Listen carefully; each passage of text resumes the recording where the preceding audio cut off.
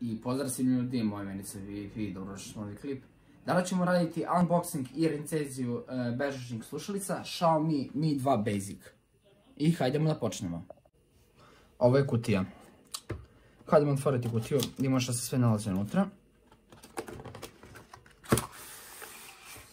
I evo su slušalice. Ok, skinut ćemo ovo. Kako je ovo testing swing. Ok, evo su slušalice. Stavit ćemo pored. Dobijemo i ovu kao bazu za punjenje. Vidite svetli belo.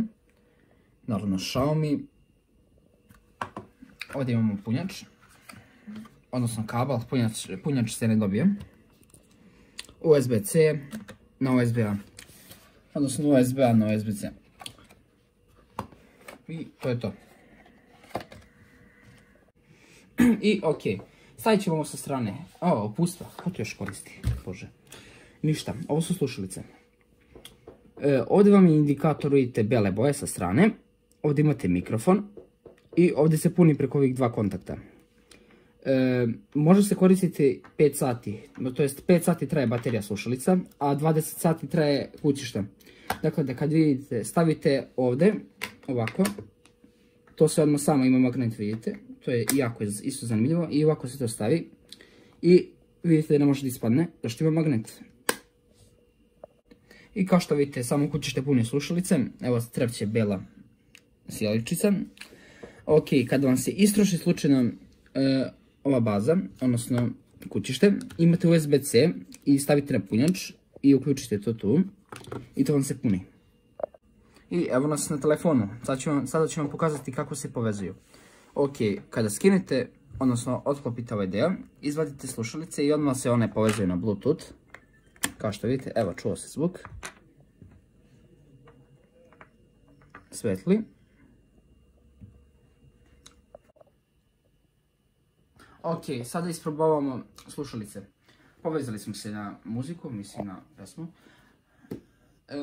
Kao što možete vidjeti, tu su slušalice. I kroz par trenutaka ću vam kazati kakvi su kvalitete slušalice. I stigli smo do mana. Prva mana je zato što nije baš kvalitetan zvuk. Nije baš najbolji, ali nije loš. Jednostavno nije baš toliko dobro da vas oduva, bukvalno sa stolice da padnete. Dakle da, ono... Druga mana je, zato što prilikom razgovora niste baš toliko jasni dok pričate, ali to se retko dešava. I treća mana je zato što su, vidite, dosta su dugačke u ušima, čudno izgledaju, kao što možete vidjeti kad ubacite.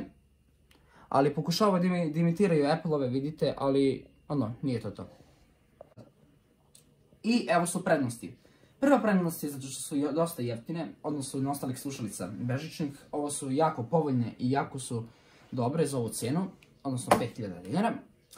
Druga prednost je zato što je jako dobra baterija, bukvalno zaboravit ćete kad ste ih napunili zadnji put. Kao što sam rekao, baza je 20 sati, a slušalice su 5 sati. I treća prednost je zato što su dosta glasne, bukvalno nemojte staviti nikada na max, ogluvećete, znači bukvalno da stavite na polovinu i to je preglasno. I hvala vam što ste pogledali ovaj video, uskoro očekujte još recenzije ovakvih slušalica. Nadam se da se svidio video, lajkujte, šerujte i subscribeujte se za još i vidimo se u sljedećem. Pozdrav! I hvala vam.